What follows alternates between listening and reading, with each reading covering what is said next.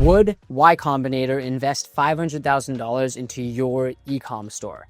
I am going to share Y Combinator's investment criteria, and you can see if your business would pass the test. Hey, my name is Arjun. I'm the CEO and founder of Doula.com, a Y Combinator-backed fintech startup here in New York City that's raised over $13 million. I'm going to break down Y Combinator's investment criteria. Let's go step by step and see if your business passes the test. Before I get to step one, there is a step zero. You need to understand incentives. There's this saying, show me the incentive, I'll show you the outcome. You actually have to understand investor dynamics and investor incentives in order to make sense of what Y Combinator wants. So the first thing I need to share is this concept called the power law. We have an image pulled up here on the screen, and this graph shows a power law graph or distribution. Now, the main takeaway from this image is 97% of all exit profits came from less than 10 businesses. That is bananas. That means that literally almost the entire pie came from less than 10 businesses. The fancy way of saying this is this power law distribution. The easy way to say this is the winners win big. They win really big, and everyone else doesn't really make anything. It doesn't amount to anything. It doesn't add up. So why this is important is, as an investor, and YC is an investor, they know that they're going to get the vast majority of their return from a handful of winners. And if you think about Y Combinator, you can probably name some of these companies: Coinbase, Stripe, Airbnb, Dropbox. These are all the massive companies that led to the massive amount of exit returns, while many companies actually go out of business or maybe break even. So now, this is really important to share because it shows that investors, and specifically YC, they are looking for these moonshot type outcomes, companies that at least have a chance of having a moonshot type outcome. So now that I've actually explained that, let me give you a more tactical or practical example. Let's say you are a seed fund. So you invest in seed rounds where maybe you're making $1 million check.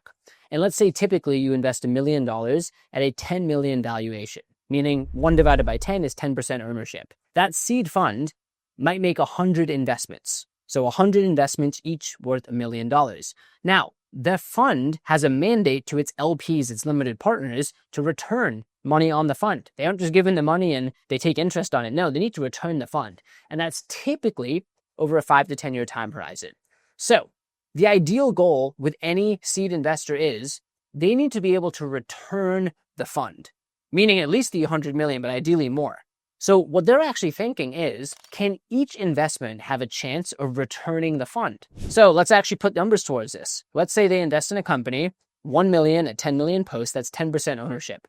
In order for that single investment to return the fund, that 10% ownership needs to be, well, do the math. 10% of 1 billion is $100 million. So the only way this works out is if the company they invest in reaches $1 billion valuation.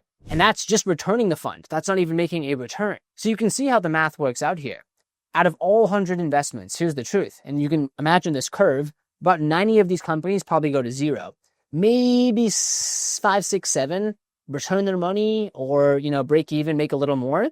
But then a couple are $1 billion plus companies. And that is where the seed fund is making all of their returns. So with that in mind, again, this is the first thing you really need to understand is that investors are looking for companies with these massive moonshot outcome type potentials. Okay, so now let's get into step one. Step one is $1 billion potential. I just explained some of the math as to why a lot of investors look for the unicorn or the $1 billion outcome. And that's because if a company reaches that level of scale, typically given the fund's ownership, it allows them to return the fund. So the very first thing you need to ask about your business is there $1 billion potential? Now, we could go down a whole video, probably 10 videos on valuations, but the easiest one I'll share is typically if you have healthy, strong, recurring revenue, so a subscription, and when healthy and strong to me means you can acquire customers, you have good LTV to CAC ratios, lifetime value to customer acquisition, your churn or retention rates are strong, typically you can have a 10x multiple on that. So if you have $100 million of recurring revenue,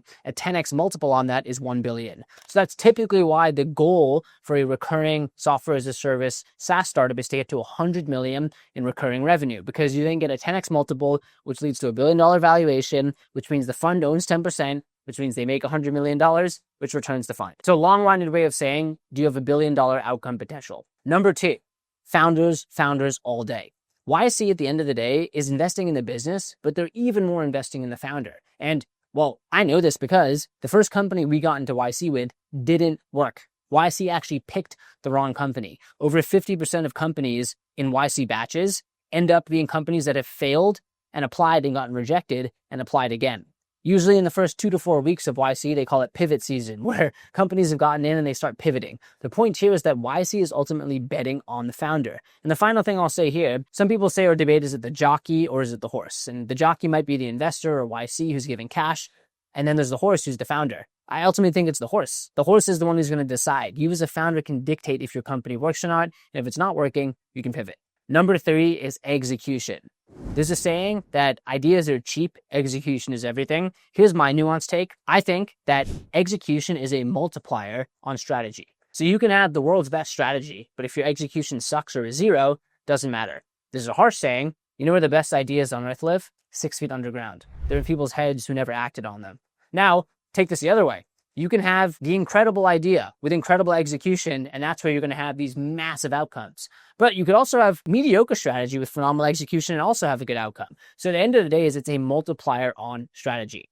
Now, when it comes to execution, one of my favorite YC lessons is do things that don't scale. Again, when you're starting, it's going to be you and a few other people competing against much larger incumbents. But that's an edge. For example, a larger incumbent might just say, hey, respond to my email, you're going to the help queue. You as a founder can give your WhatsApp, you can give the phone. When they email, you can answer the phone yourself and do the sales call. You can give a level of care and touch that bigger companies just won't do. That is your advantage. Number 4 is honesty about your flaws.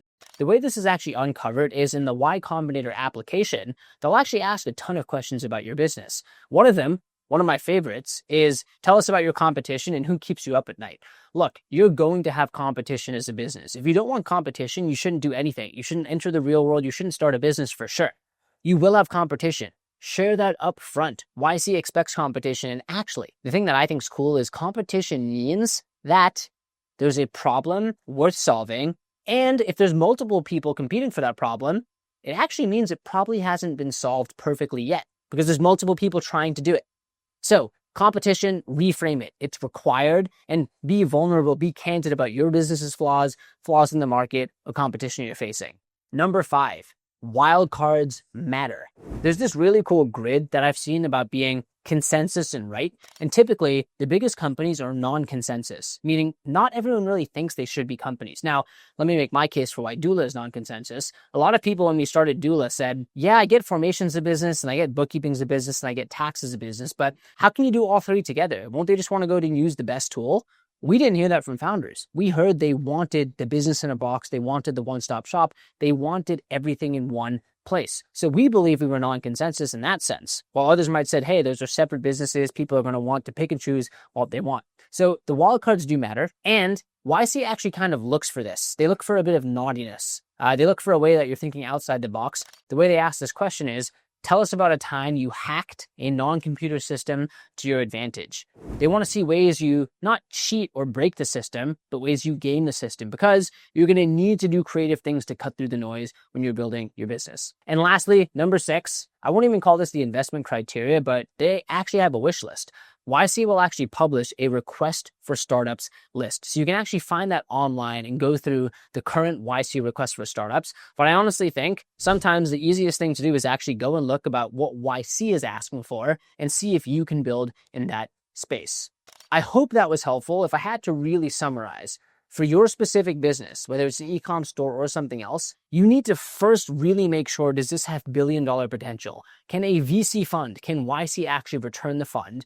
And then you need to ask yourself, do you have all these other characteristics or traits? The team matters, the market matters, the product matters. All 3 of these things matters. But here's the final thing I'll say. Y Combinator doesn't decide if your business succeeds. An investor doesn't decide. You decide. If only it was as easy as getting into YC, or if only it was as easy as raising money and guaranteeing your business works, that is not the case. There are so many businesses that have raised money and died, and there are also many businesses that haven't raised money and succeeded. So this is my final message. Do not give up. The only way you can lose in entrepreneurship is if you stop playing. The only way you can lose is if you stop. If you don't stop, you're still in the game. That is a wrap. I hope you enjoyed this video. If you have any questions about my Y Combinator journey, you want to chat about your business, you want to ask a specific question about your business, please comment down below. I'm more than happy to answer any questions on this topic. And if you yourself are looking for a partner to help you start or scale your business, whether you're applying to YC or whether you're bootstrapping a business, I would love to help. My company Doula is a business in a box. This is why we exist. You can schedule a free demo with our team down below. We would love to be a small part of the journey. Once again, thank you so much for watching. I'll see you in the next video.